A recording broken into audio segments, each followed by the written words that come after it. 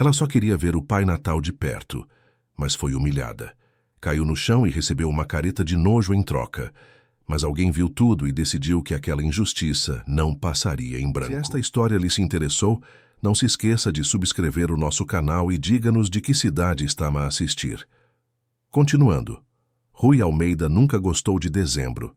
Para ele, aquele mês representava tudo o que havia de mais falso no mundo: sorrisos forçados, músicas irritantes repetidas à exaustão, pessoas a fingir bondade durante algumas semanas antes de voltarem à indiferença habitual. Aos 42 anos, dono de um império construído com suor, lágrimas e muita determinação, Rui transformara a sua aversão ao Natal numa verdadeira blindagem emocional. Não participava em confraternizações, não decorava os seus escritórios, não trocava presentes. Para ele, 25 de dezembro era apenas mais um dia no calendário, um dia em que preferia estar longe de qualquer celebração. Naquela tarde de dezembro, o Centro Colombo, na zona de Benfica, em Lisboa, fervilhava com a agitação típica das semanas que antecediam as festas. Famílias inteiras caminhavam pelos corredores amplos e climatizados, carregando sacos coloridos, parando nas montras enfeitadas com bonecos de neve que jamais fariam sentido no clima ameno lisboeta.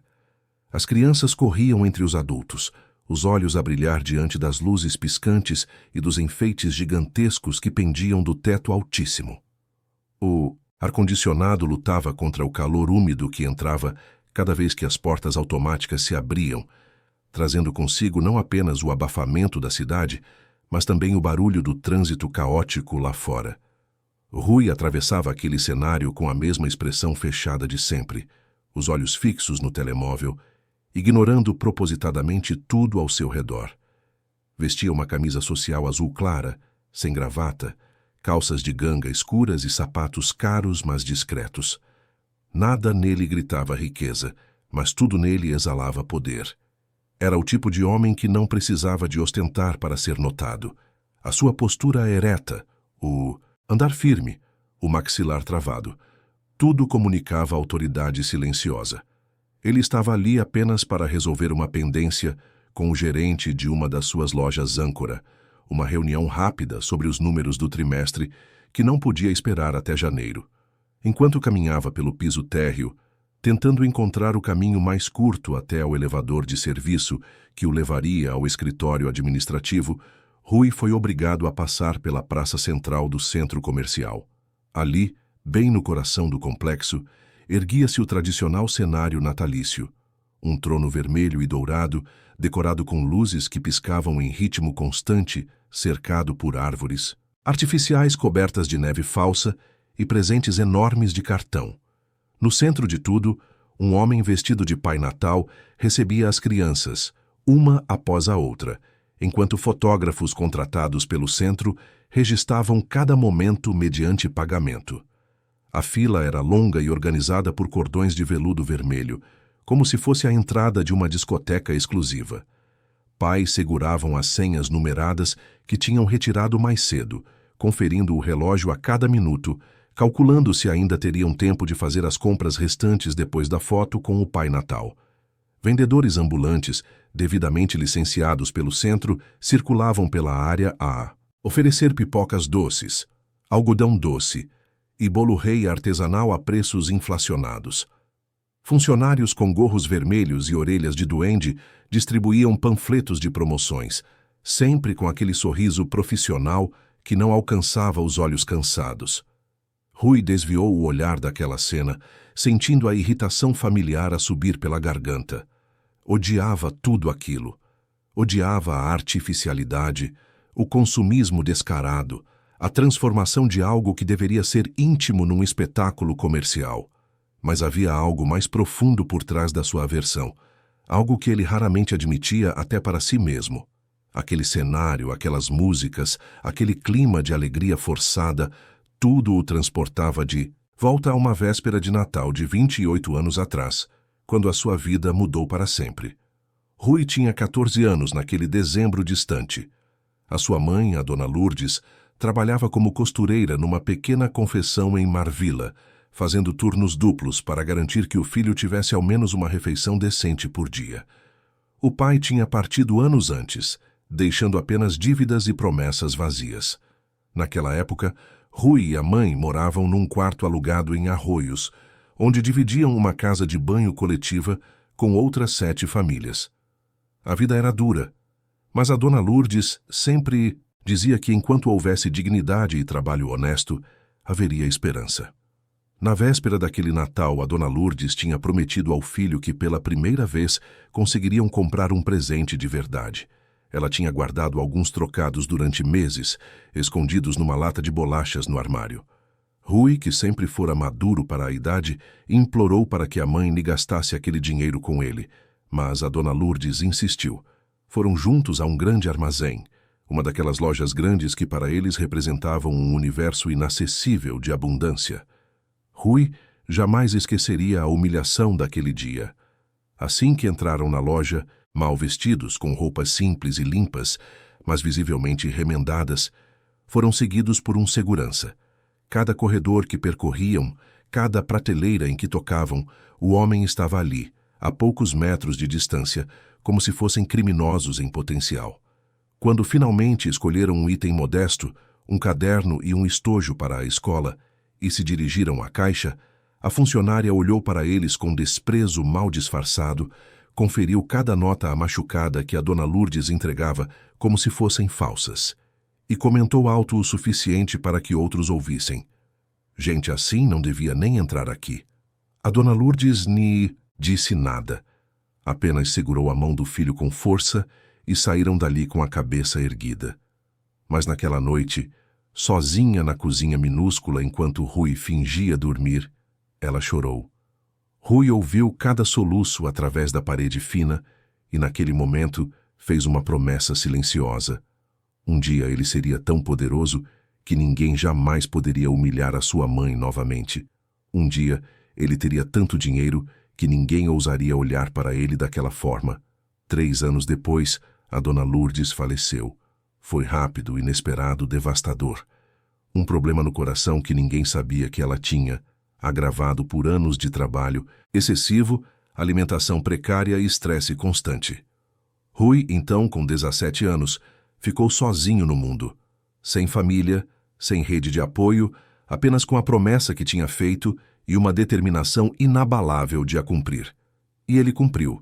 Trabalhou em 3 empregos simultaneamente enquanto terminava o ensino secundário à noite. Poupou cada cêntimo. Investiu, arriscou, perdeu, tentou de novo. Aos 25 anos, abriu a sua primeira loja de eletrônica. Aos 30, já tinha uma rede de 10 lojas. Aos 35, expandiu para outras cidades. Agora, aos 42, Rui Almeida era dono de um conglomerado que incluía grandes armazéns, empresas de logística e participação em diversos centros comerciais pelo país, incluindo o Centro Colombo, onde agora caminhava, tentando não se deixar afetar pelas memórias que aquela época do ano sempre trazia à tona. Mas havia um preço por tudo. Rui tinha dinheiro, poder, respeito profissional, mas não tinha amigos verdadeiros, não tinha família, não tinha ninguém com quem partilhar as conquistas. Transformara o seu coração numa fortaleza, tão eficiente a manter as emoções trancadas quanto as suas empresas eram eficientes a gerar lucro. E o Natal, com toda a sua ênfase em amor, família e generosidade, só servia para o lembrar do que tinha perdido e do vazio que nenhuma quantia de dinheiro conseguia preencher. Perdido nesses pensamentos amargos, Rui quase não percebeu quando parou próximo a uma das mesas da praça de alimentação, estrategicamente posicionada com visão direta para o trono do Pai Natal. Ele sentou-se, não por querer, mas porque precisava de rever alguns e-mails antes da reunião e aquele parecia um lugar tão bom quanto qualquer outro. Puxou o telemóvel do bolso, abriu a caixa de entrada, começou a percorrer as mensagens. Números, relatórios, cobranças, aprovações. Tudo muito familiar, tudo muito seguro. Foi então que algo lhe chamou a atenção. Um movimento irregular na fila do Pai Natal, vozes alteradas, uma agitação que destoava do clima controlado do centro comercial. Rui ergueu os olhos do telemóvel, mais por reflexo do que por curiosidade real, e viu. Uma menina. Não devia ter mais que 8 ou 9 anos, magra demais para a idade, a usar um vestido de tecido barato que já fora azul, mas agora pendia para um tom desbotado e indefinido. Os cabelos castanhos estavam presos num rabo de cavalo mal feito. Alguns fios rebeldes a escapar em todas as direções. O que mais chamava a atenção, porém, era o calçado. Umas sapatilhas rosa gastas, com a sola a começar a separar-se do resto, amarradas com atacadores que claramente tinham sido reaproveitados de outro calçado, porque as pontas não combinavam. Nas mãos pequenas, a menina segurava um saco plástico transparente contendo pequenas flores de tecido, daquelas feitas artesanalmente, cada uma com hastes de arame encapado e pétalas de feltro em cores variadas. Eram trabalhos simples, mas feitos com cuidado. O tipo de artesanato que pessoas vendem em semáforos ou em filas de banco para conseguir alguns trocados. A menina não estava na fila propriamente dita. Estava à margem, a observar de longe, como alguém que olha através da montra de uma loja cara, sabendo que nunca poderá entrar. De vez em quando, ela aproximava-se de algum adulto que passava, oferecia timidamente uma flor, recebia um não seco ou simplesmente era ignorada. Rui viu quando ela tentou abordar um casal elegante que caminhava de mãos dadas. A mulher apertou mais a mala contra o corpo e o homem fez um gesto brusco com a mão, como se estivesse a espantar um inseto. A menina recuou, mas não desistiu. Havia algo nos seus olhos, uma mistura de determinação e desespero, que Rui reconheceu imediatamente. Era o mesmo olhar que ele via no espelho quando era mais jovem, quando precisava de vender qualquer coisa para ajudar a mãe, quando a fome era uma companheira constante e a dignidade era tudo o que restava. Então aconteceu. A menina, talvez encorajada por um momento de distração da multidão, ou talvez simplesmente cansada de ser invisível, deu alguns passos em direção ao trono do Pai Natal. Não foi uma aproximação ousada, mas sim hesitante, quase a pedir desculpas por existir. Ela apenas queria ver mais de perto, talvez, ou quem sabe tivesse a ingenuidade de acreditar que poderia fazer um pedido como as outras crianças. Ela não chegou nem perto. Um funcionário, um homem na casa dos 30 anos a vestir uma camisa polo vermelha, com o logo do centro comercial bordado no peito, interceptou a menina com a eficiência de quem já tinha feito aquilo muitas vezes antes. Rui viu quando o homem segurou o braço da criança, não com força bruta, mas com firmeza suficiente para comunicar autoridade. Viu quando o funcionário se inclinou, disse algo ao ouvido da menina e ela empalideceu. O que aconteceu? Em seguida fez o estômago de Rui revirar. O funcionário, sem baixar a voz agora, falou alto o suficiente para que as pessoas ao redor ouvissem. Aqui é só para quem tem senha, percebeu? Para quem pagou. Não pode ficar a vender essas coisas aqui, muito menos aproximar-se das crianças. Vá, saia daqui antes que eu chame a segurança. Algumas pessoas na fila viraram-se para olhar. Uma mulher com uma criança ao colo comentou com o marido, não tão baixo quanto imaginava. Os pais dessa menina deviam ter mais cuidado, não é? Deixar a filha solta no centro a vender. Coisas? O marido respondeu abanando a cabeça. É falta de responsabilidade mesmo. Depois queixam-se que a segurança os trata mal. A menina tentou explicar alguma coisa, a voz tão baixa que Rui não conseguiu ouvir dali, mas o funcionário não quis saber. Fez um gesto brusco com a mão, como se estivesse a enxotar um animal, e a menina recuou mais alguns passos. Foi quando ela tropeçou, talvez por causa das sapatilhas gastas, talvez pela pressa em obedecer, e caiu de joelhos no chão frio do centro. O saco com as flores escapou das suas mãos e rolou pelo piso, liso. Algumas flores espalharam-se, e imediatamente foram pisoteadas por pessoas apressadas que passavam sem sequer notar. A menina ficou ali, de joelhos, por um instante que pareceu durar uma eternidade. Rui viu quando ela levantou o rosto, e mesmo à distância, pôde ver os olhos brilhantes de lágrimas contidas, o lábio inferior a tremer, as bochechas vermelhas de vergonha. Mas o pior ainda estava para vir. O Pai Natal, Aquele homem fantasiado que supostamente representava bondade e generosidade, olhou diretamente para a menina caída no chão e fez uma careta de nojo. Não foi sutil, foi deliberado, cruel, uma expressão de desprezo puro direcionada a uma criança que não tinha feito nada além de existir no lugar errado. Então o Pai Natal virou-se para o fotógrafo ao lado, disse algo que fez o outro rir e voltou a atenção para a próxima criança da fila como se nada tivesse acontecido. Para ele, a menina já não existia. Era apenas mais um inconveniente rapidamente removido, um pequeno contratempo num dia de trabalho comum. Rui ficou paralisado. A sua mão, que segurava o telemóvel, começou a tremer. Algo dentro dele, algo que estava adormecido há muito tempo, acordou com uma força violenta. Não era raiva comum. Era algo mais profundo, mais visceral. Era a raiva de todas as vezes que ele foi tratado como lixo por ser pobre. Era a indignação que nunca pôde expressar quando viu a sua mãe ser humilhada. Era a revolta acumulada de anos a assistir o mundo a pisotear os fracos, enquanto aplaudia os fortes. A menina finalmente levantou-se, apanhou as flores que ainda estavam inteiras, ignorou as que tinham sido destruídas e começou a afastar-se dali. Ela não chorava abertamente, mas limpava o rosto com as costas da mão de vez em quando, tentando parecer mais forte do que certamente se sentia. Caminhou até um canto mais afastado da praça central, perto de um vaso grande com uma planta artificial, e sentou-se no chão, encostando as costas na parede fria. Rui observou enquanto a menina abria o saco, contava as flores restantes com dedos trêmulos, fazia algum tipo de cálculo mental. Pelo movimento dos lábios, parecia estar a murmurar números. Então ela fechou os olhos com força, como se estivesse a fazer um pedido ou uma prece, e respirou fundo algumas vezes, tentando recompor-se. Foi nesse momento que Rui se levantou. Não pensou, não planeou, simplesmente se viu em pé, a caminhar em direção àquela menina. Os seus passos eram firmes, mas a sua mente estava em tumulto. Por que é que ele estava a fazer aquilo? O que pretendia dizer? O que é que aquela menina tinha a ver com ele? Eram perguntas sem resposta, mas os seus pés continuavam a mover-se, guiados por algo que não conseguia nomear. Quando chegou perto, a menina levantou os olhos assustados. Rui percebeu que ela estava acostumada a ser enxotada, expulsa, mandada embora.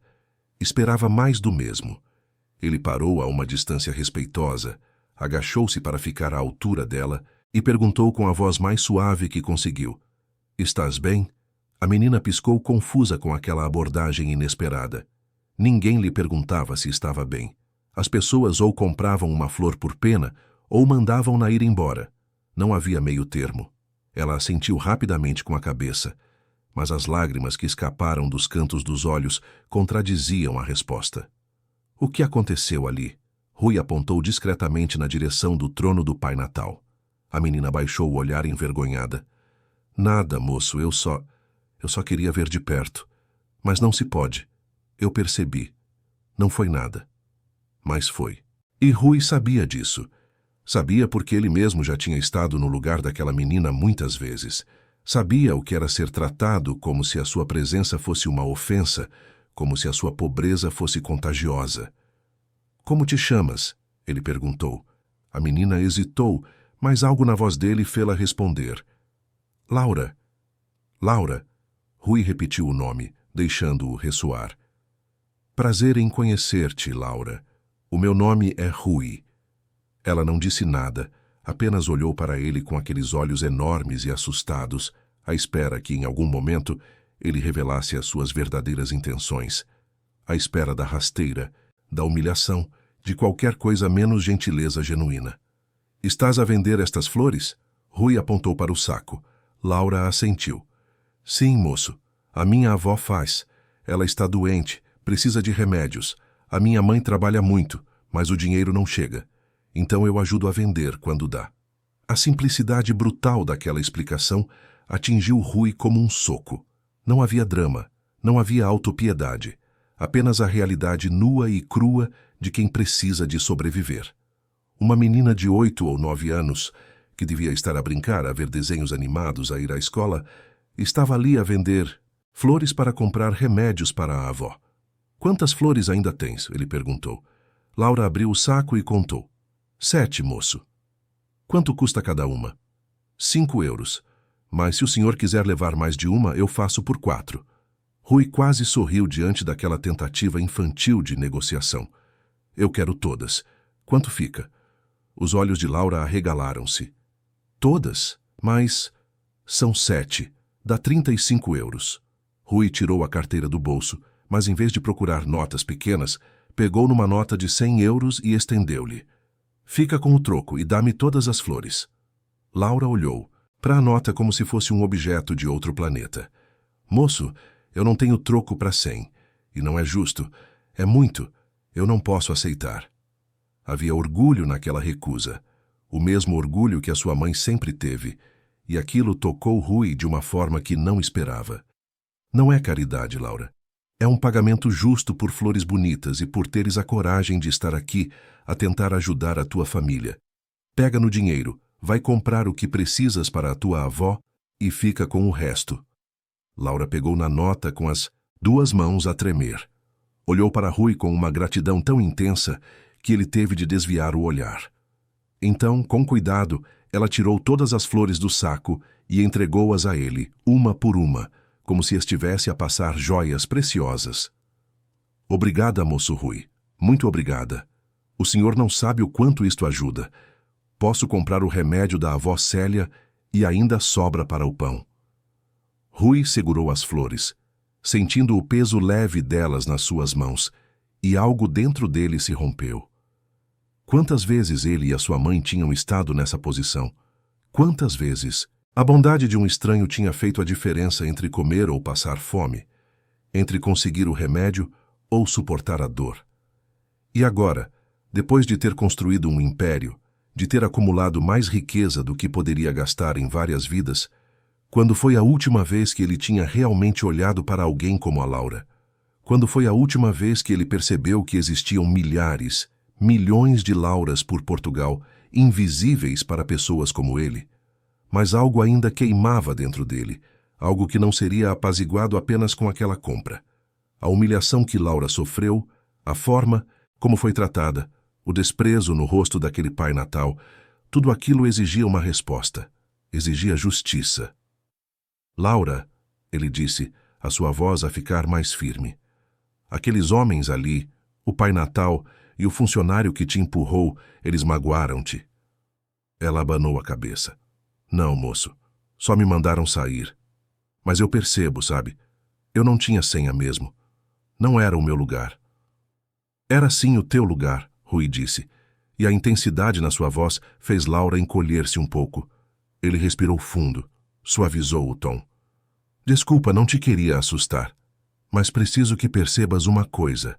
Aquele centro comercial, aquele espaço é de todos. Tens tanto direito de estar ali quanto qualquer outra pessoa.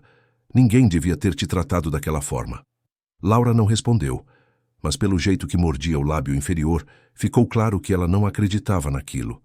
Para ela, lugares como aquele sempre seriam para outras pessoas, pessoas com dinheiro, com roupas bonitas, com o direito invisível, mas incontestável de pertencer. Rui levantou-se, guardou as flores cuidadosamente debaixo do braço. Precisas de ir agora? Preciso, moço. Tenho que levar este dinheiro para casa, para a minha mãe não ficar preocupada. Ela trabalha até tarde hoje, mas deixou a avó sozinha e eu prometi voltar logo. Percebo. Vai com cuidado, está bem? Laura assentiu, já a começar a afastar-se, mas então parou e virou-se. Moço Rui, o senhor é uma pessoa muito boa. Deus vai abençoá-lo.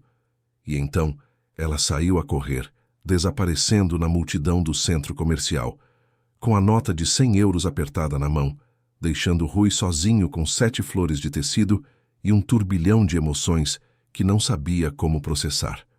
Ele ficou parado ali por um longo momento, a olhar na direção que Laura tinha tomado. Depois virou lentamente o rosto, em direção ao trono do Pai Natal. O funcionário que tinha expulsado a menina agora conversava animadamente com outro colega, rindo de alguma piada interna.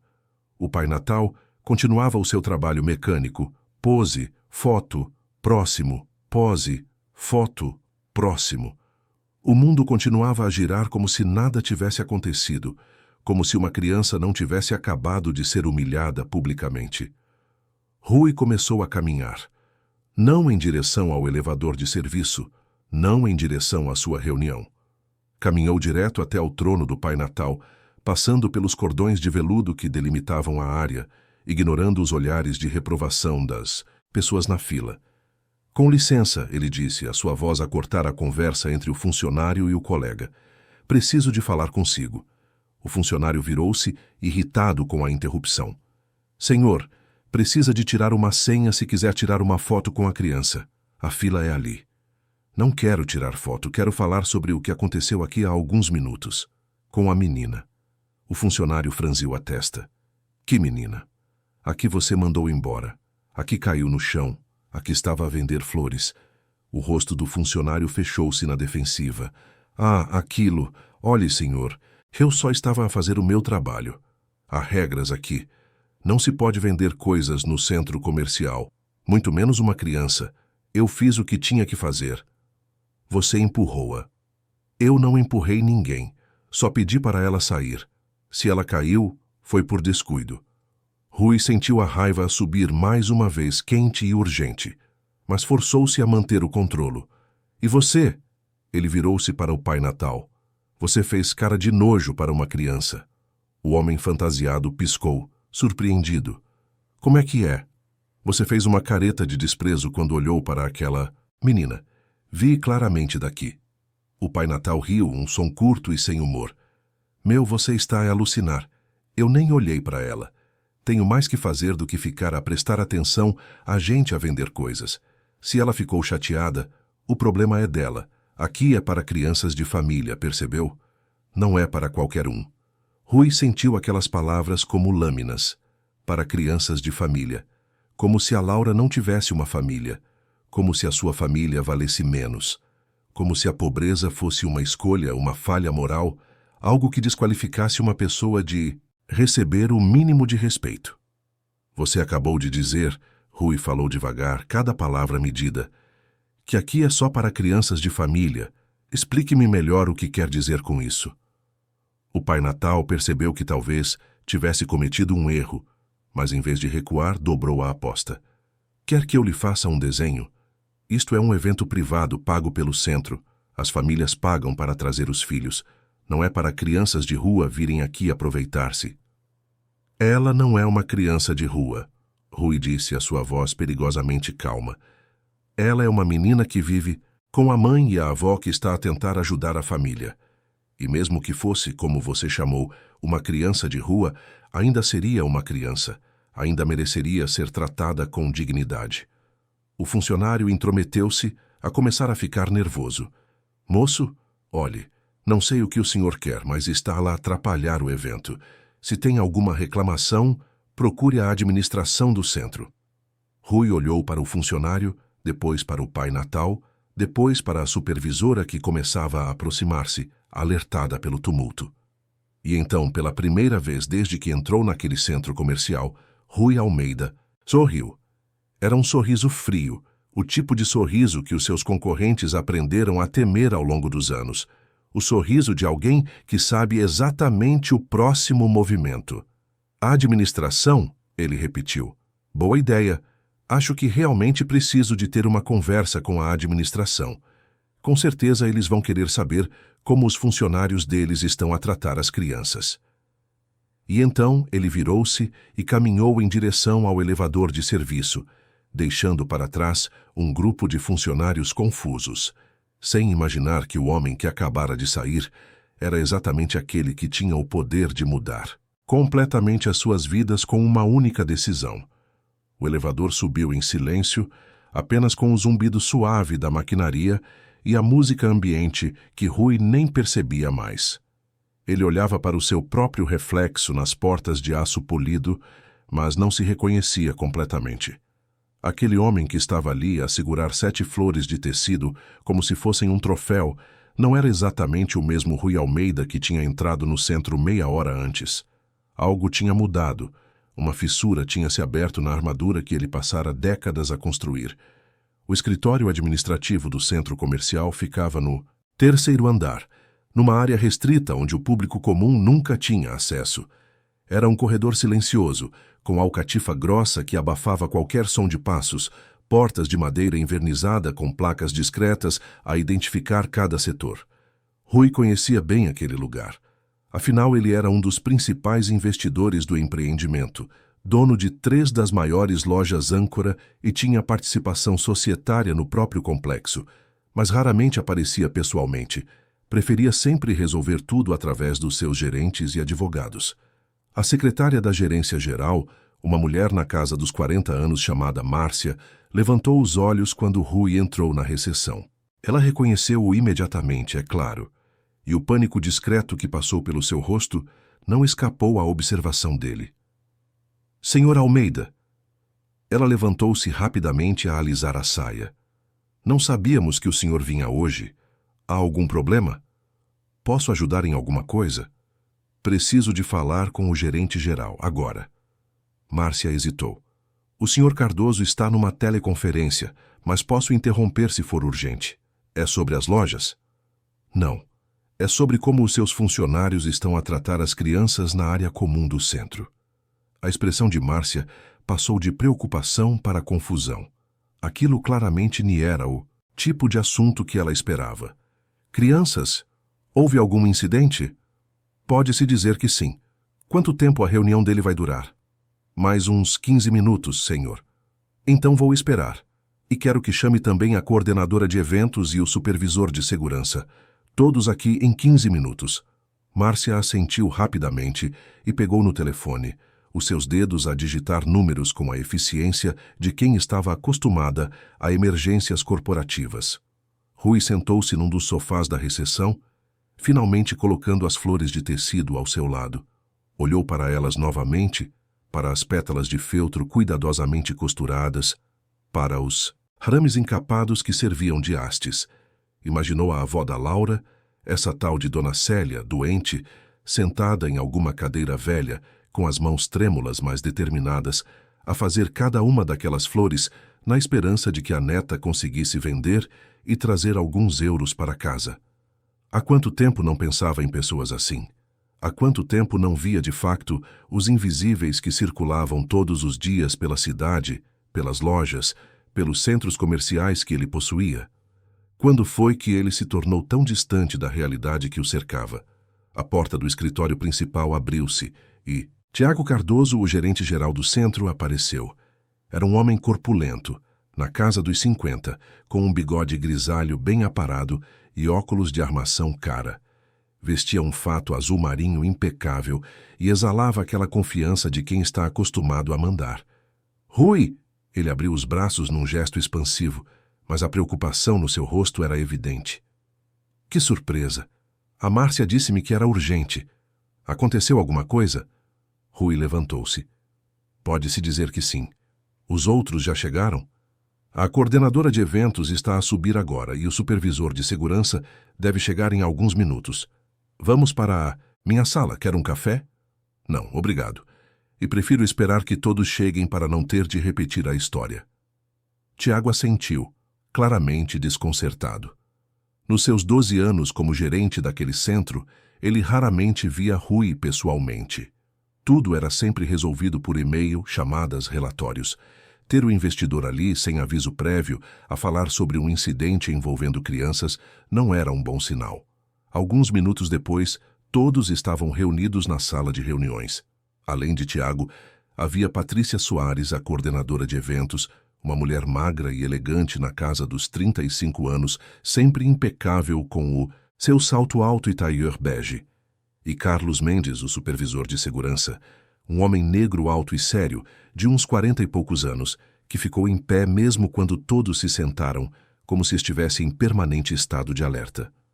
Rui não perdeu tempo com preâmbulos, contou exatamente o que viu, cada detalhe da humilhação da Laura, desde o momento em que ela foi empurrada pelo funcionário até a careta de desprezo do Pai Natal. Falou sobre como a menina caiu, como as flores foram pisoteadas, como as pessoas ao redor comentaram com desdém sobre pais irresponsáveis, sem conhecer a história daquela criança. E contou como o Pai Natal disse: textualmente que aquele espaço era para crianças de família, como se a Laura não tivesse família, como se a sua pobreza a desqualificasse de ser tratada com dignidade básica. O silêncio que se seguiu foi pesado. Patrícia olhava para as próprias mãos, claramente desconfortável. Tiago tinha o rosto vermelho, alternando entre raiva e preocupação.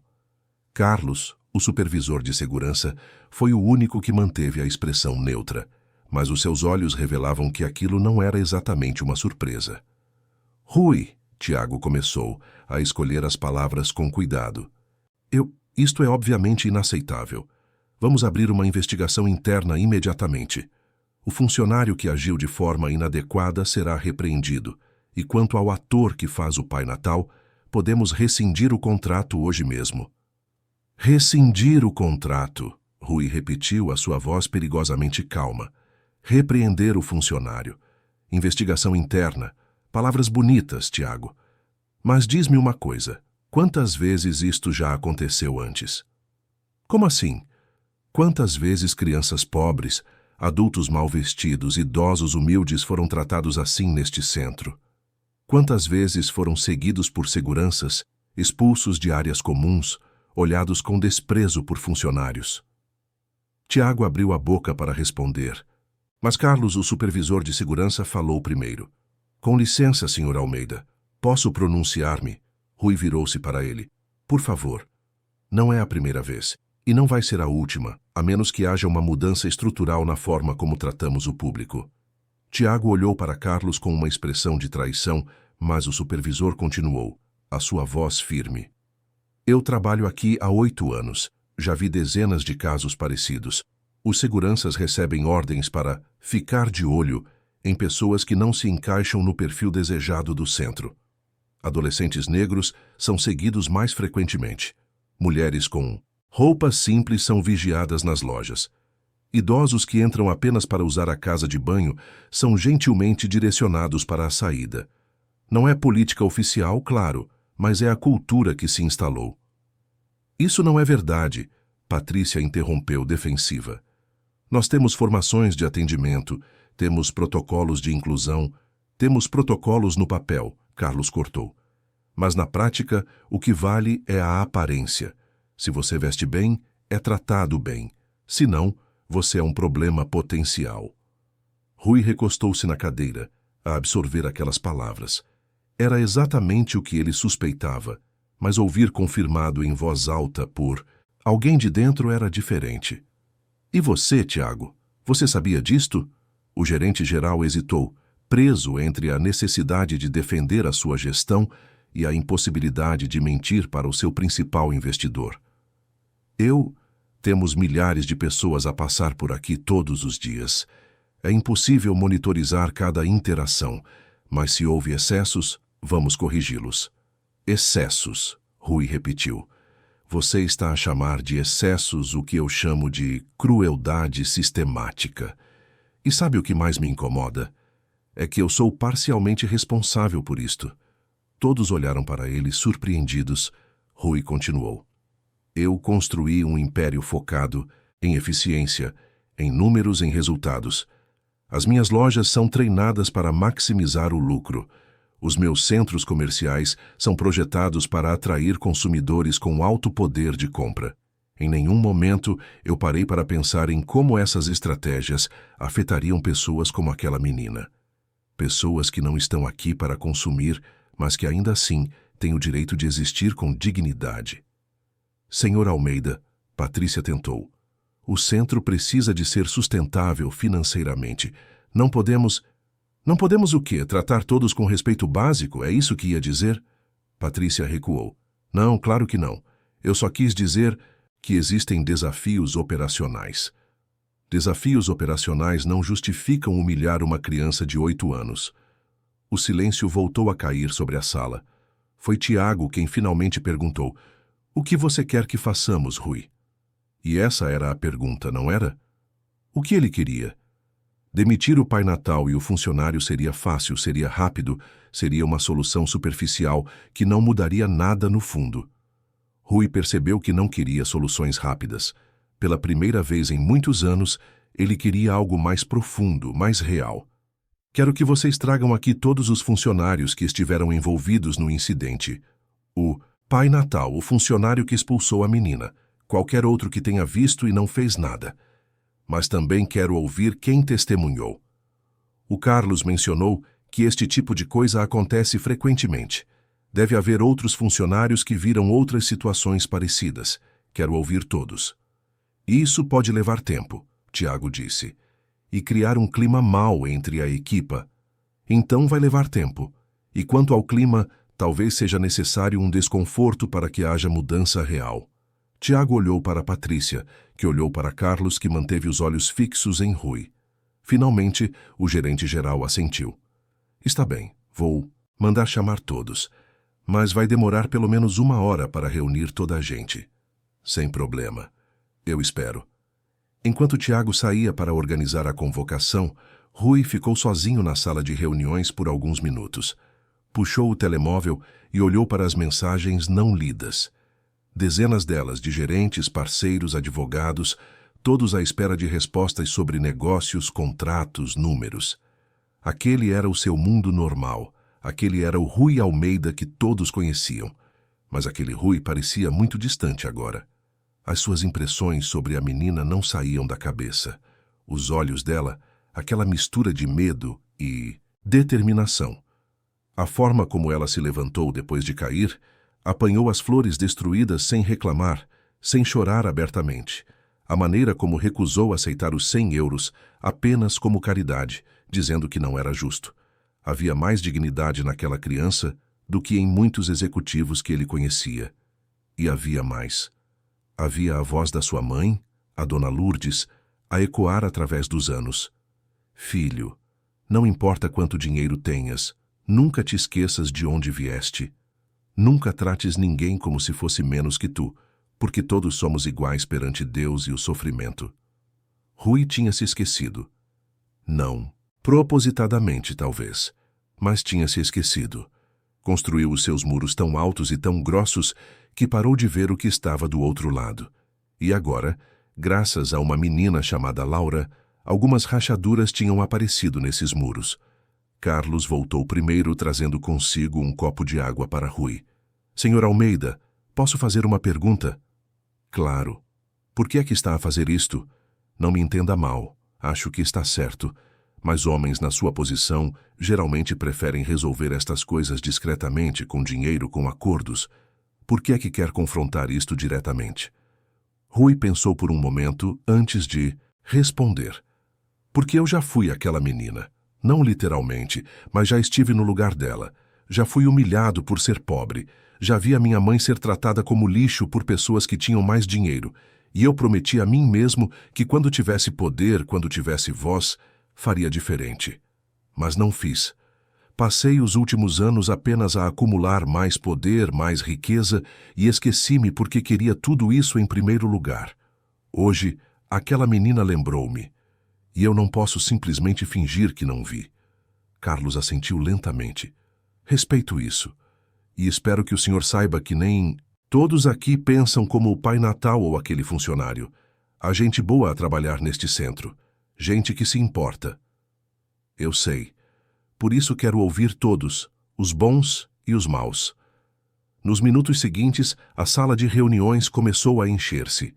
Primeiro chegou o funcionário que tinha expulsado a Laura, um rapaz chamado Rui, visivelmente nervoso, sem saber exatamente por que tinha sido convocado com tanta urgência. Depois veio o Pai Natal, ainda com parte da fantasia, apenas sem o gorro e a barba. O seu nome verdadeiro era Mário, e ele parecia irritado com a interrupção do trabalho. Então entraram outras pessoas que Rui não esperava. Uma senhora de uns 60 anos, a usar um uniforme simples de empregada de limpeza, cabelos grisalhos presos num coque baixo. Ela foi apresentada como Dona Conceição, uma das responsáveis pela limpeza da praça de alimentação. Um segurança mais jovem, talvez uns 25 anos, magro e com uma expressão apreensiva. E uma funcionária de uma das lojas de roupa, uma moça negra de uns 30 anos, chamada Fernanda. Quando todos estavam acomodados, alguns sentados, outros em pé por falta de cadeiras, Rui começou. Obrigado por virem. Sei que alguns de vocês nem sabem exatamente por que estão aqui. Então vou explicar. Há cerca de 1 hora eu testemunhei um incidente na Praça Central, perto do trono do Pai Natal. Uma menina de aproximadamente 8 anos foi humilhada, empurrada e expulsa de uma área pública deste centro. Quero ouvir a versão de todos os envolvidos e de quem testemunhou. Mas antes disso, quero deixar claro: não estou aqui para punir ninguém precipitadamente. Estou aqui para perceber o que aconteceu e por que aconteceu. Rui, o funcionário, levantou a mão timidamente. Senhor, eu posso explicar. Aquela menina estava a tentar vender flores no meio da área do evento. Há regras do centro contra vendedores ambulantes. Eu só estava a cumprir o meu trabalho. Você empurrou-a? Eu não a empurrei. Eu apenas segurei-lhe no braço e pedi que saísse. Ela tropeçou sozinha. E por que é que precisou de lhe segurar no braço? Ela estava a ser agressiva? Estava a causar algum problema? Rui hesitou. Não, mas ela estava a aproximar-se do trono. Não podia deixar. Por que não? Porque o evento é para clientes que pagaram, não para qualquer um. Aquelas palavras, qualquer um, ficaram suspensas no ar. Rui olhou para os outros na sala. Viu o desconforto em alguns rostos, a concordância velada em outros. Mário, ele virou-se para o Pai Natal. Você fez uma careta de nojo quando olhou para a menina. Por quê? Mário cruzou os braços defensivamente. Olhe, eu não fiz nada demais. Trabalho com crianças o dia inteiro, todos os dias. Aquela menina estava suja, mal vestida, a tentar vender coisas. Não era o perfil do evento. Eu apenas demonstrei que ela não devia estar ali. Demonstrou, Rui repetiu, com desprezo, para uma criança. Ela não era cliente. Ela é uma criança. Isso não devia importar mais do que se ela é ou não cliente. Mário não respondeu, mas o seu olhar dizia claramente que ele não via problema no que tinha feito. Para ele, havia crianças que mereciam o seu sorriso profissional e crianças que não mereciam nem a sua atenção. Foi quando a dona Conceição, a empregada de limpeza, pediu para falar. A sua voz era suave, mas firme. Senhor, posso dizer uma coisa? Por favor. Eu vi tudo. Vi quando a menina foi empurrada, vi quando ela caiu. Mas não foi a primeira vez que vi isto acontecer. Trabalho aqui há 15 anos. Já vi muita gente humilde ser maltratada. Idosos que entram só para descansar um pouco são mandados embora. Jovens pobres que são seguidos por seguranças como se fossem ladrões só porque usam roupas simples. Mães que amamentam a quem pedem para fazer isso na casa de banho porque incomoda os clientes. E a gente que trabalha aqui, a gente que limpa, que faz a manutenção, a gente também sente isso. Não da mesma forma, mas sente. A gente que nem olha na nossa cara, sabe? Como se fôssemos invisíveis. Você que está a ouvir esta história, se estivesse no lugar de Rui neste momento, o que faria? Demitiria imediatamente os responsáveis ou tentaria entender mais profundamente o problema? Conte-nos nos comentários. As palavras da dona Conceição criaram uma mudança palpável na atmosfera da sala. Fernanda, a funcionária da loja de roupa, manifestou-se em seguida.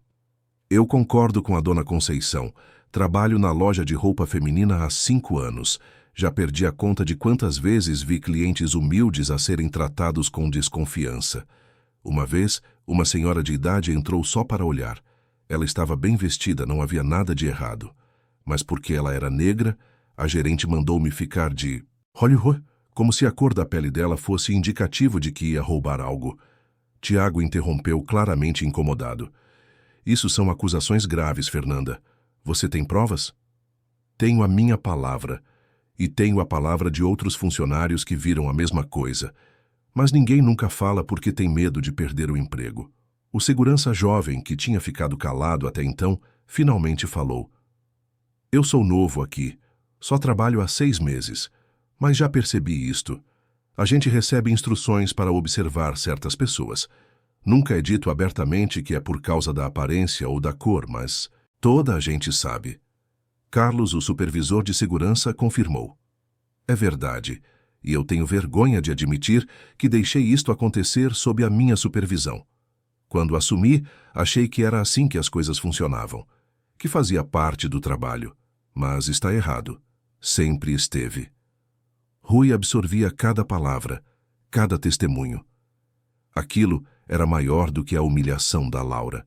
Era um sistema inteiro, uma cultura de discriminação silenciosa, de exclusão velada, de tratamento desigual, baseado em aparência, cor, classe social.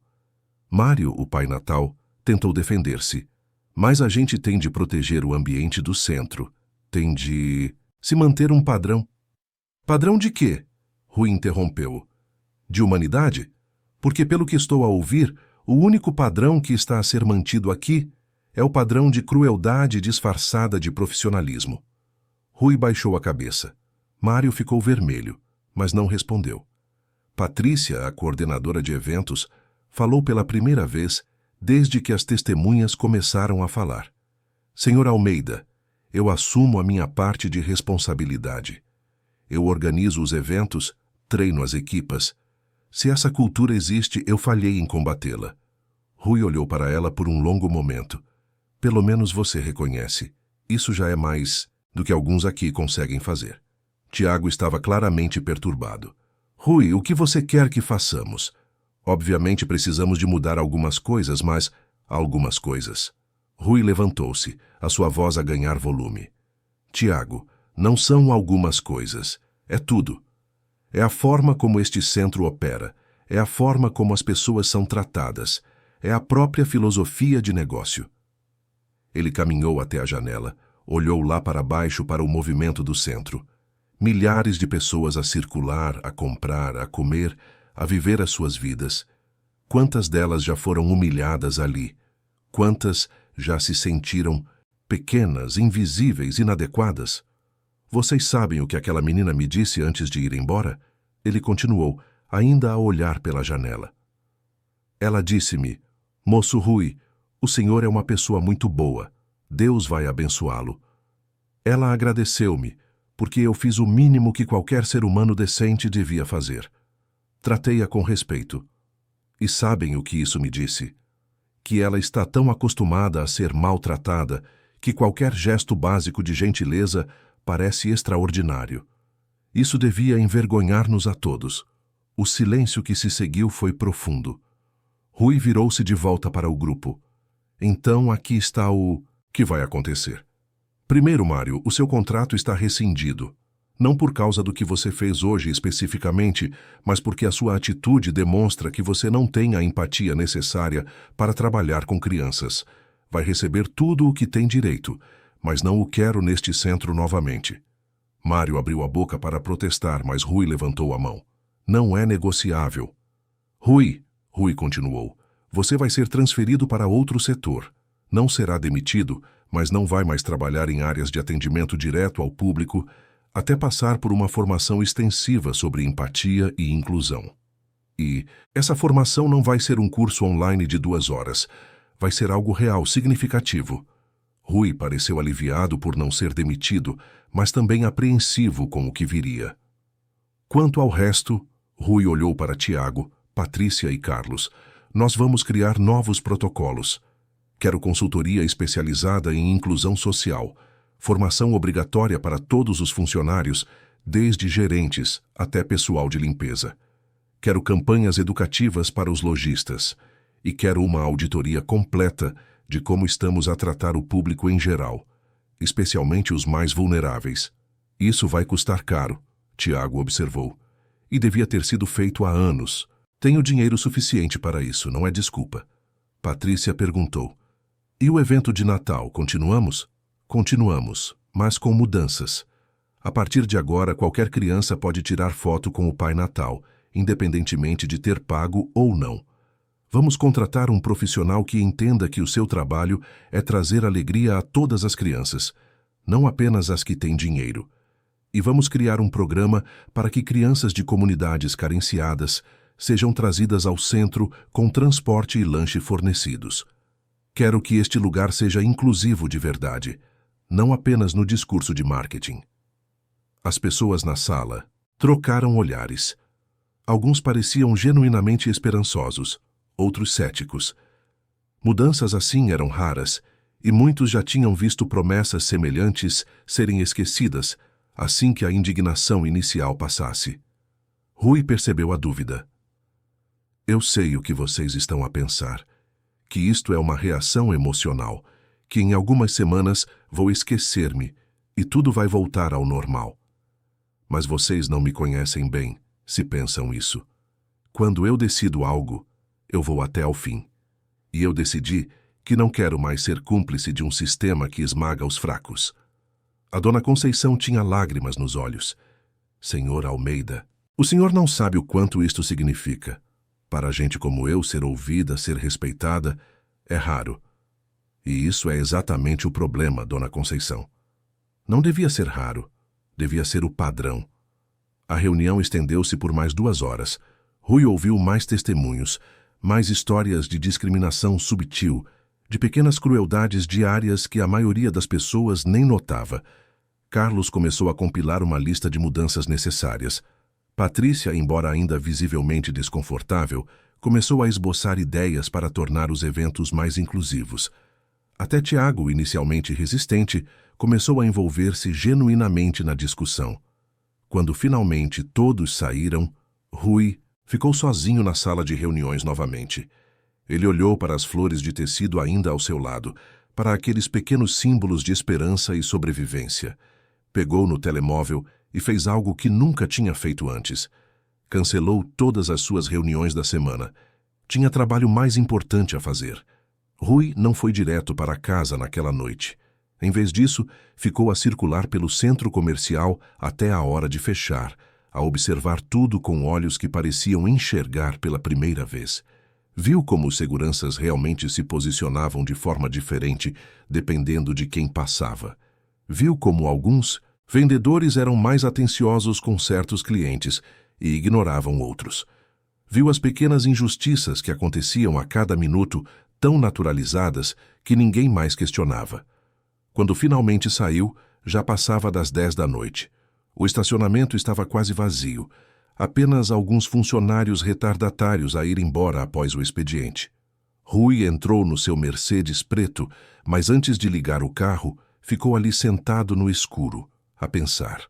As flores de tecido estavam no banco do passageiro, e ele olhava para elas como se fossem um mapa para um território desconhecido que ele precisava de explorar. Pegou no telemóvel e fez uma chamada. Do outro lado, uma voz feminina atendeu. Escritório do Sr. Almeida, Marina a falar. Marina, sou eu. Sei que já é tarde, mas preciso que faças algo para mim amanhã cedo.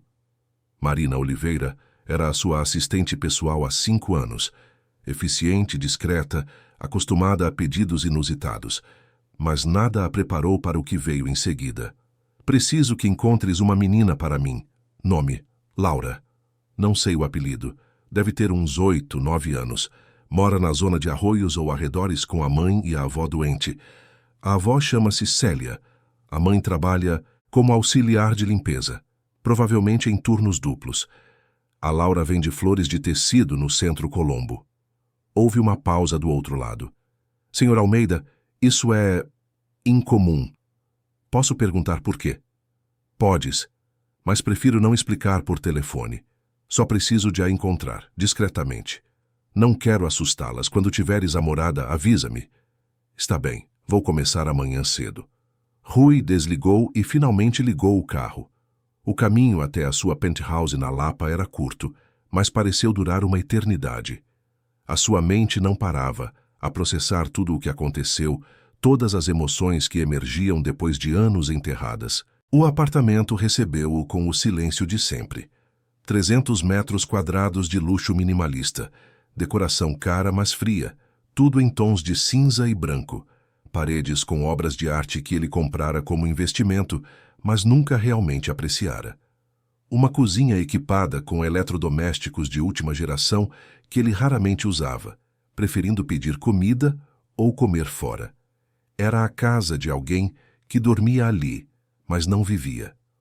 Rui colocou as flores de tecido num vaso vazio na sala, um vaso de cristal que custara alguns milhares de euros, e que agora acolhia aquelas flores humildes de feltro e arame. A justaposição era quase cômica, mas também profundamente simbólica. Ele fotografou mentalmente aquela cena e perguntou-se quando tinha sido a última vez que algo genuíno entrara em sua casa. Não conseguiu dormir naquela noite. Ficou acordado, deitado na cama king size, a olhar para o teto, a reviver cada momento. A queda da Laura.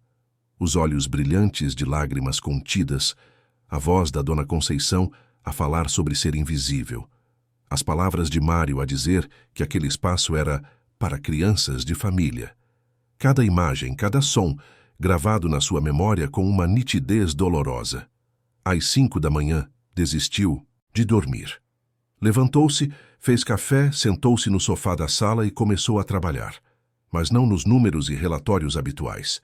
Desta vez, começou a pesquisar sobre programas sociais, sobre inclusão, sobre como as empresas poderiam realmente fazer a diferença, além de campanhas vazias de marketing. Descobriu iniciativas de outros países, leu artigos acadêmicos, assistiu a palestras online. Era como se uma porta se tivesse aberto na sua mente e ele estivesse desesperado para ver o que havia do outro lado. A Marina ligou às 9 da manhã. Senhor Almeida, já tenho informações. Rui endireitou-se. Rápido. Laura Cristina Silva, 9, anos, 4º ano do ensino básico. Mora na Rua Pascoal de Melo, número 237, apartamento 23, Arroios. A mãe chama-se Beatriz Silva, trabalha como auxiliar de limpeza em 2 hospitais, um de manhã e outro à noite. A avó, Célia Silva, tem 68 anos, tem diabetes e problemas cardíacos. A Laura estuda de manhã numa escola pública e à tarde fica com a avó ou sai para vender as flores que a avó faz. Como conseguiste isso tudo tão rápido? Conversei com alguns funcionários do centro. Mostrei uma foto que consegui das câmaras de segurança. Uma empregada de limpeza conhecia a menina de vista, sabia que ela estudava na escola do bairro. A partir daí, foi mais fácil. Rui ficou impressionado, mas não surpreendido. A Marina sempre fora eficiente. Bom trabalho. Agora preciso de mais uma coisa. Descobre em que hospital a mãe trabalha à noite. E, se possível, qual o horário exato. Posso perguntar por quê? Vou visitar a família, mas quero fazer isso quando a mãe estiver presente. Não quero que a Laura e a avó fiquem sozinhas com um estranho a aparecer à porta. Percebo, vou descobrir e aviso-o. 1 hora depois, a Marina ligou novamente. A Beatriz trabalha no Hospital de Santa Maria das 9 da noite às 6 da manhã, mas hoje é quinta-feira, e às quintas ela só trabalha num turno, sai às 4 da tarde do hospital da manhã e fica em casa até às 5 da manhã do dia seguinte. Perfeito, obrigado, Marina. Senhor Almeida, posso ser indiscreta? Podes. O que se está a passar? Em 5 anos a trabalhar consigo, nunca o vi envolver-se pessoalmente com nada que não fosse negócios. E agora está a investigar a vida de uma menina de 9 anos. Isto não é por você. Rui sorriu, um sorriso triste. Eu sei. Talvez seja a hora de eu descobrir quem eu realmente sou, além do homem de negócios. Desligou antes que a Marina pudesse responder. Olhou para o relógio. 11 da manhã. Tinha tempo. Voltou ao quarto, trocou de roupa. Calças de ganga escuras, camisa de botão simples, sapatos casuais. Nada que gritasse riqueza. Queria parecer apenas um homem comum. Antes de sair, pegou num envelope e colocou dentro algumas notas. Não muitas para não parecer ostentação, mas o suficiente para fazer a diferença. Adicionou um cartão com o seu número particular. Pensou no que escrever, mas decidiu deixar em branco. Alguns gestos nem precisam de palavras. A Rua Pascoal de Melo ficava numa área mais simples de Arroios. Prédios antigos, alguns bem cuidados, outros nem tanto. Ruas estreitas com carros estacionados dos 2 lados. Pequenos comércios no rés do chão. Uma padaria, um mini-mercado, uma farmácia. Era o tipo de bairro onde toda a gente se conhecia, onde os vizinhos ainda conversavam nos passeios. O número 237 era um prédio de 5 andares, pintura desbotada. Intercomunicador com alguns botões partidos. Rui tocou no botão do apartamento. 23 e esperou. Ouviu a estática da linha antiga, então uma voz feminina cansada. Quem é? O meu nome é Rui Almeida. Vim falar com a senhora Beatriz sobre a Laura. Houve uma pausa longa, carregada de apreensão. Aconteceu alguma coisa com a minha filha?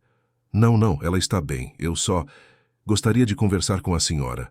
Prometo que não vai demorar. Outra pausa. Como é que sabe o nome da minha filha? Era uma boa pergunta, e Rui entendeu o medo por trás dela. Uma mãe solteira, a viver num bairro simples, um estranho a aparecer, sabendo o nome da sua filha. Eu conhecia ontem no centro comercial. Comprei-lhe algumas flores. Gostaria de conversar com a senhora sobre isso. A estática da linha pareceu pulsar com indecisão. Finalmente, terceiro andar, porta à direita. A porta do apartamento abriu-se antes mesmo de Rui bater. Uma mulher na casa dos 30 anos apareceu, magra, com o cabelo preso num rabo de cavalo simples, a vestir calças de ganga e uma t-shirt lisa. O seu rosto mostrava as marcas de quem dormia pouco e trabalhava demais. Mas os olhos eram vivos, inteligentes, desconfiados. Beatriz Silva olhou Rui de cima, abaixo, claramente a avaliar se ele era uma ameaça. Beatriz? Ele perguntou suavemente. Sou eu. E o senhor é? Rui Almeida. Como eu disse no intercomunicador, conheci a sua filha ontem no centro. Posso entrar? Beatriz hesitou, mas deu um passo para o lado. A casa é simples. Não temos nada de valor para roubar, se é isso que procura. Não procuro nada além de uma conversa. O apartamento era pequeno, talvez 50 metros quadrados no total. Uma sala que servia como sala de estar e de jantar, com um sofá de 3 lugares desgastado, mas limpo, uma TV, antiga, uma mesa de plástico com 4 cadeiras. Rui viu 2 portas, provavelmente os quartos, e uma cozinha minúscula à esquerda. Tudo estava limpo, organizado, mas era impossível não notar a pobreza. As paredes tinham manchas de umidade, o chão estava rachado em alguns lugares. As cortinas estavam desbotadas. Numa cadeira perto da janela, uma senhora idosa estava sentada, as suas mãos a trabalhar numa flor de tecido. Ela levantou os olhos quando Rui entrou, e ele viu o mesmo olhar inteligente e desconfiado da filha. Mãe, este é o Sr. Rui. Ele diz que conheceu a Laura. A dona Célia colocou a flor de lado, mas não se levantou. Sente-se, moço. Desculpe não me levantar, mas as pernas não me obedecem como antes. Rui sentou-se no sofá, mantendo uma distância respeitosa. Beatriz ficou de pé, encostada na parede, os braços cruzados, em posição defensiva. Era a postura de alguém acostumado a proteger-se, a não confiar facilmente. Onde está a Laura? Rui perguntou. Na escola, Beatriz respondeu. Vai voltar daqui a pouco. Por que é que o senhor nos procurou? O que aconteceu? Rui respirou fundo. Não havia uma maneira fácil de contar aquela história. Ontem, no Centro Colombo, eu vi a sua filha a ser humilhada por funcionários do local. Ela foi empurrada, caiu no chão, teve as suas flores pisoteadas e foi tratada com desprezo apenas porque estava a tentar vender algumas flores. O rosto de Beatriz empalideceu. Ela disse-me que tinha caído, mas não contou o resto. Esses miseráveis tocaram na minha filha. Um funcionário segurou-lhe no braço e mandou-a sair. Ela tropeçou e caiu. Mas o pior não foi isso. Foi a forma como olharam para ela, como se ela não tivesse direito de estar ali. Lágrimas começaram a rolar pelo rosto de Beatriz, mas ela limpou-as, com raiva. Eu digo-lhe sempre para não ir ao centro. Digo-lhe sempre que aquele não é o nosso lugar. Mas ela insiste, diz que lá vende mais. E eu deixo, porque preciso do dinheiro. Preciso do dinheiro que uma criança de 9 anos consegue a vender flores de tecido, porque não ganho o suficiente a trabalhar 16 horas por dia. A amargura e a vergonha naquelas palavras atingiram Rui como uma facada. A dona Célia também tinha lágrimas nos olhos, mas as suas mãos continuavam a trabalhar na flor, como se o movimento repetitivo a ajudasse a processar as emoções. A culpa não é sua, Rui disse. A culpa é de um sistema que força mães como você a trabalharem até a exaustão e ainda assim não conseguirem dar o básico aos seus filhos. E o que o senhor quer a contar-me isto? Beatriz perguntou, a sua voz carregada de dor. Quer que eu lhe agradeça por me lembrar do quão fracassada sou como mãe? Você não é uma fracassada. Você é uma das pessoas mais fortes que já conheci, mesmo que nos tenhamos encontrado há apenas alguns minutos. Beatriz abanou a cabeça descrente. O senhor não me conhece, não. Sabe nada sobre mim. Sei que você trabalha em 2 turnos. Sei que está a criar a sua filha sozinha enquanto cuida da sua mãe doente. Sei que, apesar de toda a dificuldade, a sua filha é educada, determinada e tem um bom coração. Isso não acontece por acaso. Isso é resultado de uma mãe que, apesar de todas as adversidades, está a fazer um trabalho incrível. Beatriz finalmente desabou. Sentou-se no chão, encostou as costas na parede e chorou. Não era um choro delicado, mas sim soluços profundos de alguém que há muito tempo não se permitia desmoronar. Dona Célia largou a flor e estendeu a mão para a filha, mas da cadeira só conseguia tocar-lhe no ombro. Rui ficou quieto, deixando que Beatriz libertasse anos de frustração acumulada. Sabia que, às vezes, a maior gentileza que se pode oferecer é simplesmente estar presente no sofrimento de alguém sem tentar consertá-lo imediatamente. Quando os soluços diminuíram, Beatriz limpou o rosto com as costas da mão e olhou para Rui. Por que é que está aqui? O que você quer de verdade? Quero ajudar. Não preciso de caridade. Não estou a oferecer caridade. Estou a oferecer justiça e uma oportunidade. Beatriz franziu a testa. Não percebo. Rui inclinou-se para a frente. Eu não sou só alguém que estava a passar pelo centro. Sou dono de 3 das maiores lojas daquele complexo e tenho participação societária no empreendimento. Quando vi o que fizeram com a sua filha, percebi que era parcialmente responsável por criar um ambiente onde este tipo de coisa era permitido. E decidi mudar isso. Os olhos de Beatriz arregalaram-se. Você é dono do centro? Não exatamente dono, mas um dos principais investidores. E ontem mesmo comecei a implementar mudanças. Demiti o pai natal que fez cara, de nojo a Laura. Transferi o funcionário que a empurrou. Estou a criar novos protocolos de atendimento, formações obrigatórias sobre inclusão, programas para trazer crianças de comunidades carenciadas para participar nos eventos. Mas isso é só o começo. A dona Célia falou pela primeira vez desde que Rui entrara. Moço, isso tudo é muito bonito, mas não muda o facto de que a minha neta ainda vai ter de vender flores amanhã e depois de amanhã e no outro dia, porque a gente precisa de dinheiro para comer e para os meus remédios. Eu sei, e é por isso que estou aqui com uma proposta. Beatriz, você trabalha como auxiliar de limpeza? Beatriz assentiu, desconfiada de onde aquilo ia dar. E se eu lhe oferecesse um emprego melhor, com um salário digno, horário fixo, contrato de trabalho, todos os benefícios, um emprego onde você não precise de se matar a trabalhar 2 turnos, onde possa estar presente para a sua filha, onde tenha tempo de cuidar da sua mãe. A fazer o quê? Beatriz perguntou, a sua voz carregada de ceticismo. A limpar os seus escritórios?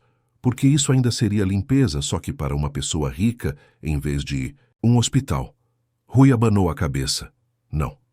Estou a montar um novo departamento nas minhas empresas, focado em responsabilidade social e inclusão. Preciso de alguém que entenda, de verdade, as necessidades de pessoas que vivem com dificuldades. Preciso de alguém que me possa dizer quando as minhas ideias são vazias, quando os meus programas são apenas marketing. Preciso de alguém com experiência real de vida, não de alguém com um diploma caro, mas sem noção da realidade. E acho que você pode ser essa pessoa. Beatriz riu, um som sem humor. Eu nem terminei o ensino secundário. Engravidei aos 18. O pai da Laura desapareceu. E desde então estou a dar no duro para sobreviver. Que qualificação eu tenho para trabalhar consigo? A qualificação mais importante de todas. Você viveu tudo isto e ainda está aqui, a lutar. Você entende o que é precisar, o que é ser invisível, o que é a dignidade da pessoa comum. Isso não se aprende na universidade. Aprende-se a viver. E eu preciso desse conhecimento se quero fazer mudanças reais. Beatriz olhou para a mãe, que também parecia incrédula. Isto não faz sentido. Pessoas como você não aparecem do nada a oferecer empregos a pessoas como eu. Pessoas como eu, Rui repetiu, passaram a vida a esquecer-se que já foram pessoas como você.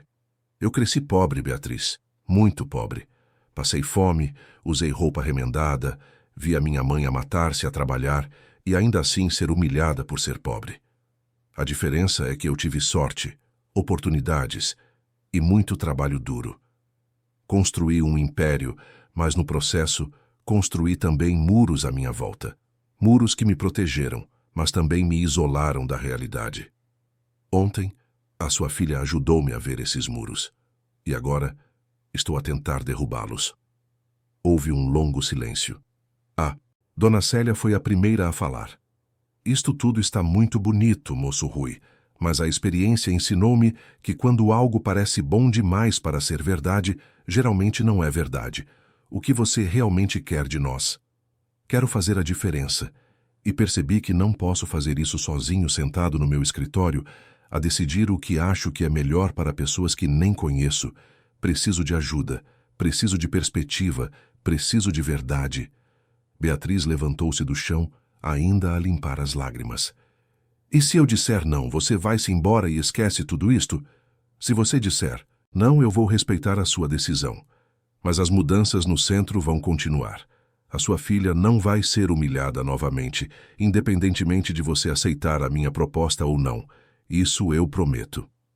Foi nesse momento que a porta do apartamento se abriu e a Laura entrou. A usar um uniforme escolar simples, uma mochila às costas. Ela parou ao ver Rui, os seus olhos a arregalarem-se em reconhecimento. "Moço Rui!" ela exclamou, um sorriso enorme a iluminar o seu rosto. Então olhou para a mãe confusa. "Mãe, o que ele está a fazer aqui?" Beatriz abriu os braços e a Laura correu para eles. "Ele veio conversar conosco, filha, sobre o que aconteceu ontem no centro." O sorriso de Laura desapareceu. "Eu contei-te que tinha caído. Desculpa, mãe. Eu sei que dizes sempre para ter cuidado." "Você não fez nada de errado, Laura," Rui disse. "Quem errou foram os adultos que deviam ter te tratado melhor."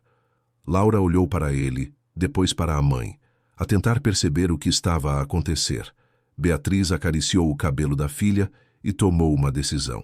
"Senhor Rui, eu preciso de pensar sobre a sua proposta. É muita coisa de uma vez. Mas agradeço por ter vindo aqui, por se ter importado. Isso por si só já é mais do que a maioria das pessoas faria." Rui assentiu. Pegou no envelope que trouxera e colocou-o sobre a mesa. "Não precisa de decidir agora. O meu número está nesse cartão. Se quiser conversar mais, é só ligar. E isto aqui," ele apontou para o envelope. "Não é pagamento nem caridade. É um pedido de desculpas em nome de todos os adultos que falharam com a Laura ontem. Use para o que precisar." Beatriz olhou para o envelope, mas não lhe tocou. "Quanto tem aí?" "O suficiente para algumas semanas de remédios e comida. Como eu disse, não é caridade. É o reconhecimento de uma injustiça." Laura soltou-se do abraço da mãe e caminhou até Rui. Sem aviso, ela abraçou-o, os seus bracinhos magros a envolverem a cintura dele.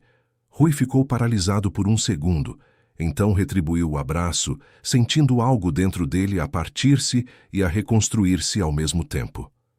"Obrigada, moço Rui," Laura murmurou contra o seu peito. "Você é a pessoa mais fixe que eu conheço." Rui teve de piscar rapidamente para conter as lágrimas. "Tu também és incrível, Laura. Nunca deixes ninguém fazer-te sentir o contrário." Quando Rui saiu do apartamento 10 minutos depois, levava consigo mais do que trouxera.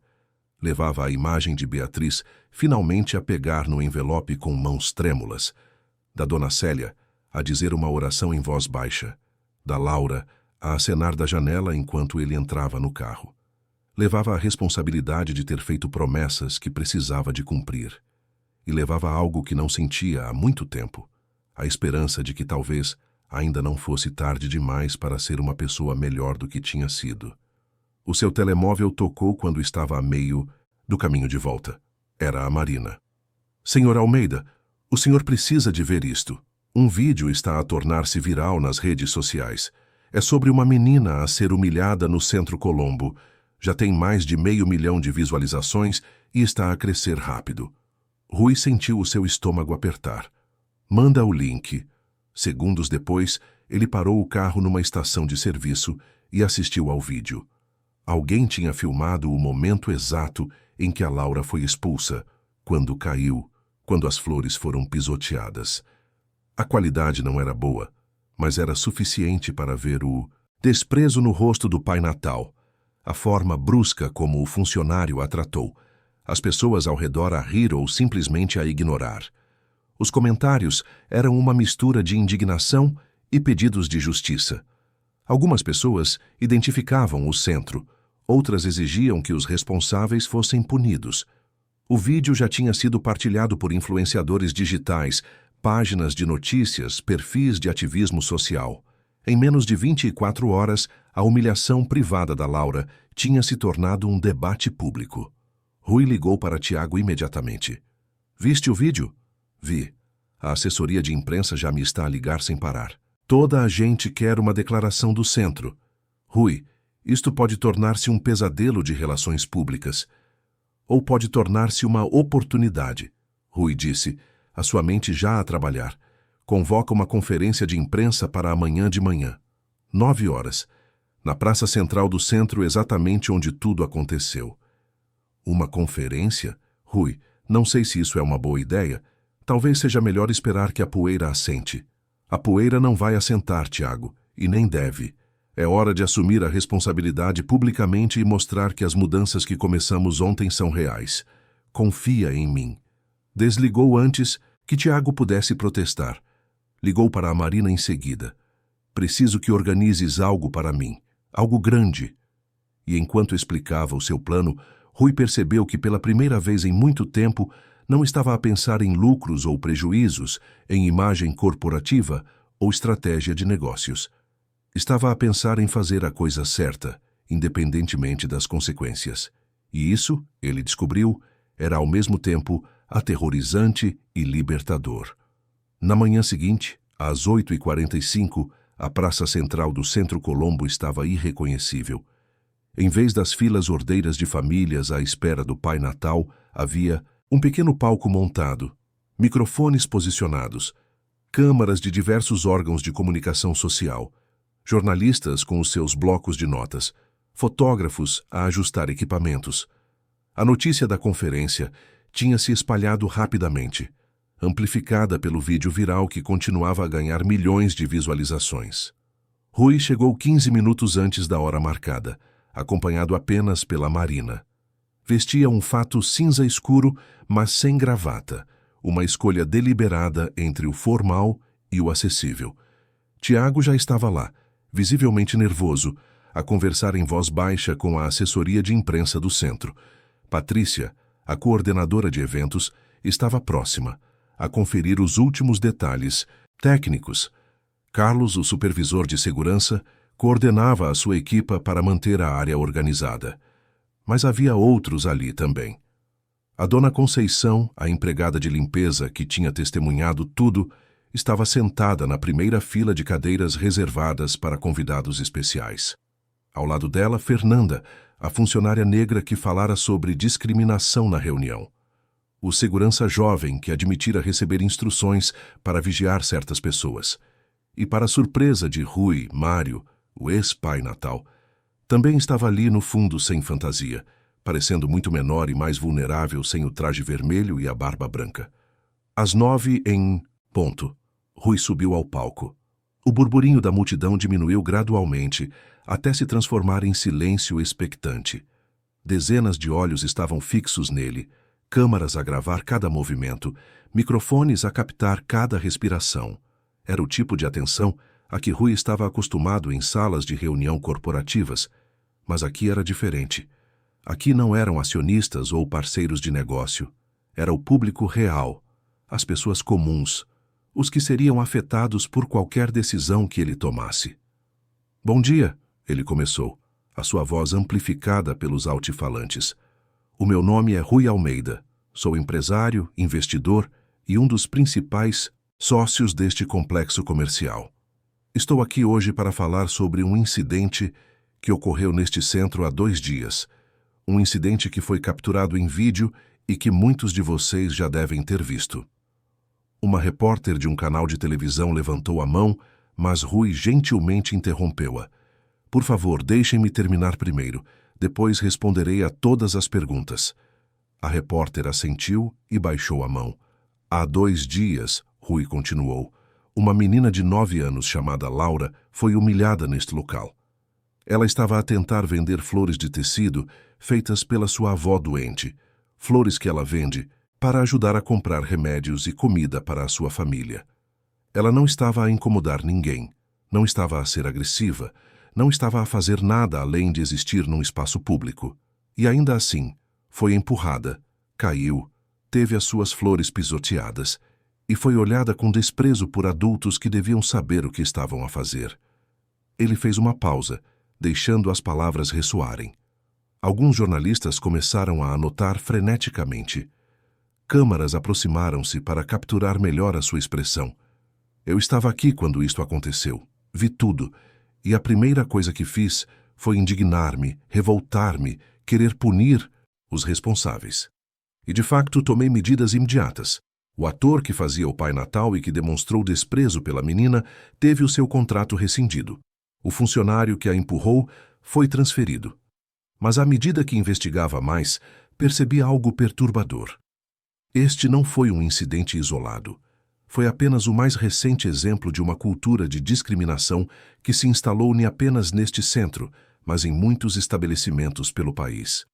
Murmúrios começaram a espalhar-se pela plateia. Rui levantou a mão a pedir silêncio novamente. Descobri que pessoas humildes são regularmente seguidas por seguranças, como se fossem criminosos em potencial. Que clientes negros são vigiados com mais frequência. Que idosos que entram apenas para descansar são gentilmente convidados a retirar-se. Que mães que amamentam são pedidas para o fazer em casas de banho. Que funcionários de limpeza, os que mantêm este lugar a funcionar, são tratados como invisíveis. E tudo isto acontece sob o disfarce de manter os padrões ou proteger o ambiente. Uma jornalista gritou: "Senhor Almeida, o senhor está a dizer que o centro tem políticas discriminatórias?" Estou a dizer que nós, e quando digo nós incluo a mim mesmo, criamos uma cultura onde certas pessoas são bem-vindas e outras não.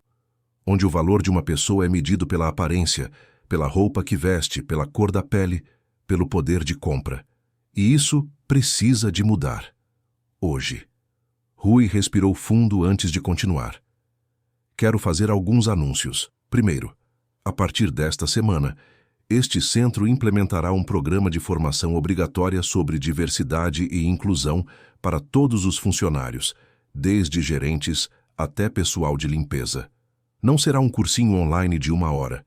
Será um programa sério, conduzido por especialistas que vai durar meses. Aplausos esparsos começaram a surgir. Rui continuou.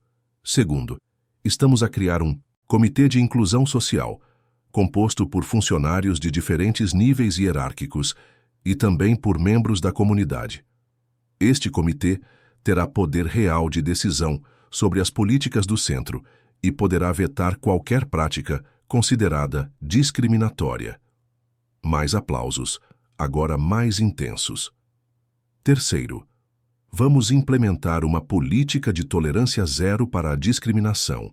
Qualquer funcionário, de qualquer nível, que for apanhado a tratar clientes de forma preconceituosa ou discriminatória, será imediatamente despedido.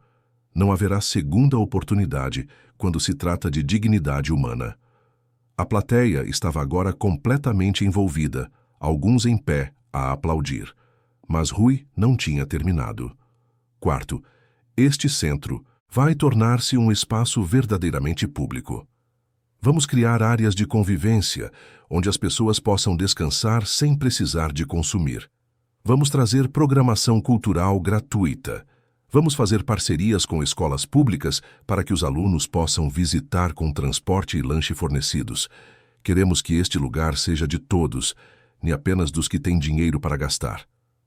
Os aplausos agora eram estrondosos. Os jornalistas trocavam olhares impressionados. As câmaras giravam para capturar a reação da plateia.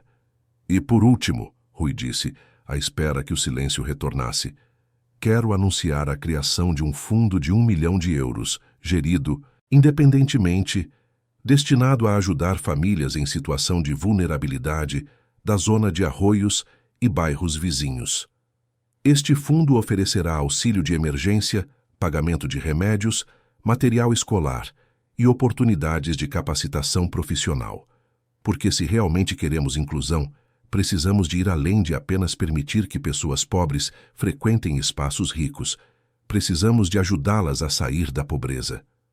O silêncio que se seguiu era carregado de emoção. Então, lentamente a plateia começou a levantar-se e o aplauso transformou-se numa ovação de pé.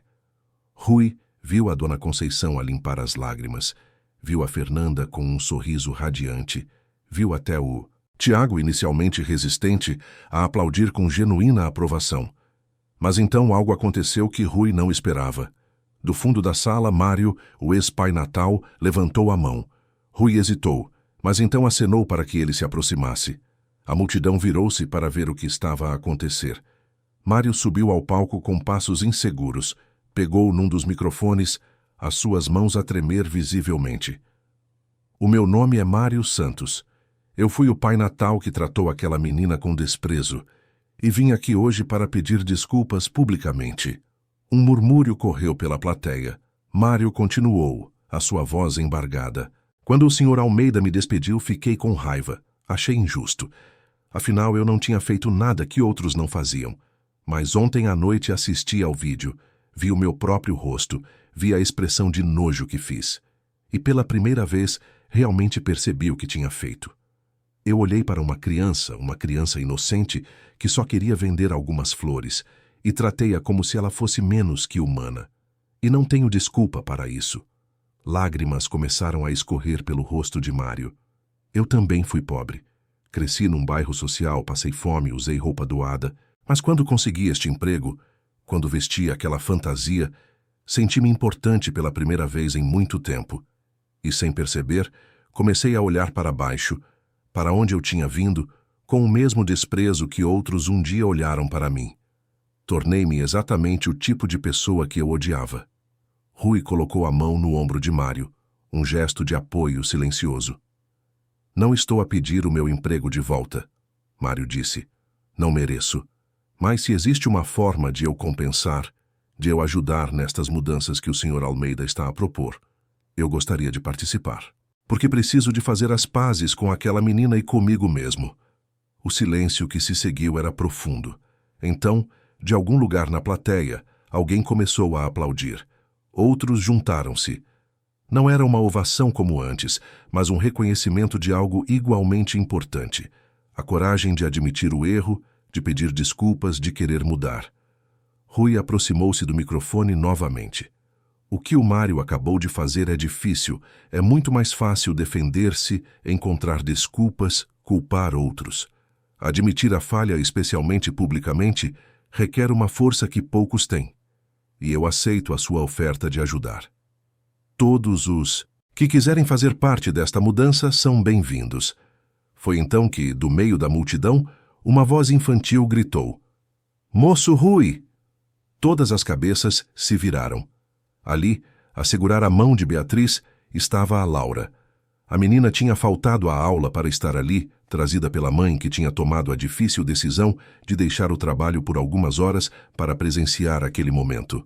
Rui desceu do palco e caminhou até elas. As câmaras seguiram cada passo, mas ele já não se importava. Agachou-se em frente a Laura, ficando à sua altura. "Olá, Laura." "Olá, moço Rui. Vi-te na televisão ontem à noite. Estavas a falar de mim?" "Estava a falar sobre o que aconteceu contigo, sobre como foi errado, e sobre como vamos fazer para que nunca mais aconteça contigo ou com qualquer outra criança." Laura olhou ao redor, para todas aquelas pessoas, todas aquelas câmaras, todos aqueles olhos fixos nela. Está toda a gente a olhar para mim. Está, mas desta vez estão a olhar com respeito, nem com desprezo. "Importas-te?" Laura pensou por um momento, então abanou a cabeça. "Não, porque tu estás aqui." Beatriz, que estava ao lado, finalmente falou, dirigindo-se a Rui. Eu pensei muito sobre a sua proposta. Conversei com a minha mãe. Conversei até com a Laura, embora ela não perceba completamente, e decidi aceitar, mas com uma condição. Qual? Eu trabalho para si, ajudo com estes programas de inclusão, faço tudo o que pediu.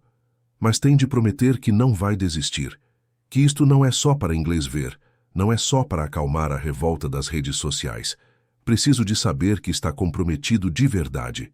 Rui estendeu a mão. Prometo. E se um dia eu falhar com esta promessa, você tem permissão para me cobrar publicamente.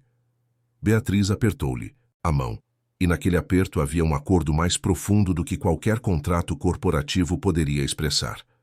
Um jornalista aproximou-se, o microfone estendido. Senhor Almeida, posso fazer algumas perguntas? Rui levantou-se, mas manteve a Laura e a Beatriz ao seu lado. Pode. O que o motivou a fazer tudo isto? Por que não simplesmente resolver o problema discretamente, como muitas empresas fazem? Rui olhou para a Laura antes de responder. Porque problemas discretos geram mudanças discretas. E mudanças discretas não mudam nada de verdade. Eu podia ter pago uma indemnização à família, despedido alguns funcionários e seguido em frente. Mas isso não teria mudado a cultura que permitiu aquilo acontecer em primeiro lugar. Quis fazer barulho, porque só com barulho as pessoas prestam atenção. Mas não tem medo que isto afete negativamente os seus negócios? Que clientes ricos parem de frequentar o centro? Se os clientes pararem de vir porque tratamos todos com dignidade, então não são os clientes que eu quero. E, sinceramente, acho que a maioria das pessoas, independentemente da classe social, quer viver num mundo mais justo. Estamos a apostar nisso. Outra jornalista perguntou. E quanto à menina? Laura, como te sentes sobre tudo isto? Laura olhou para a mãe, que assentiu encorajadoramente. Eu só queria vender as minhas flores. Não queria causar problemas. Tu não causaste problemas, querida, a jornalista disse gentilmente. Os problemas já existiam. Tu apenas os tornaste visíveis. As perguntas continuaram por mais meia hora. Rui respondeu a todas com honestidade, às vezes admitindo não ter todas as respostas, às vezes reconhecendo as suas próprias falhas passadas. Não tentou pintar-se como herói, não tentou minimizar a gravidade do que acontecera. Apenas se comprometeu repetidamente a fazer melhor. Quando a conferência finalmente terminou e as câmaras começaram a ser desligadas e os jornalistas começaram a dispersar, Rui ficou ali por mais alguns minutos, a conversar com pessoas que se aproximavam. A dona Conceição agradeceu-lhe com lágrimas nos olhos. A Fernanda disse que pela primeira vez em 5 anos se sentia esperançosa sobre o seu trabalho. Carlos, o supervisor de segurança, apertou-lhe a mão firmemente e disse: Vamos fazer isto direito, chefe. E Mário, o ex-pai natal, aproximou-se da Laura. Agachou-se como Rui tinha feito e disse com a voz embargada: Laura, eu fui muito mal contigo, muito cruel, e lamento muito de verdade. Laura olhou para ele por um longo momento. Então, com a sabedoria simples que às vezes só as crianças têm, disse: Toda a gente erra, moço. A minha mãe diz sempre isso. O importante é consertar. Mário não conseguiu conter as lágrimas. Obrigado. Tu és melhor pessoa do que eu mereço.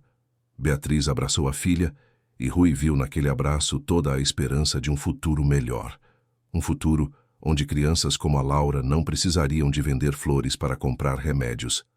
Onde mães como a Beatriz não precisariam de trabalhar 16 horas por dia e ainda assim mal conseguir sobreviver. Onde pessoas como a dona Conceição seriam vistas e respeitadas. Onde erros como os de Mário seriam raros e, quando acontecessem, seriam confrontados em vez de ignorados. Naquela noite, Rui voltou para a sua penthouse, mas ela parecia diferente, menos vazia, de alguma forma. Ele olhou para as flores de tecido ainda no vaso de cristal, já a começar a murchar um pouco, mas ainda ali, testemunhas silenciosas de uma transformação que tinha começado com um gesto simples de gentileza. Abriu o portátil e começou a trabalhar. Não em folhas de cálculo ou relatórios financeiros, mas em planos concretos para implementar tudo o que tinha prometido. Entrou em contato com organizações especializadas em inclusão social.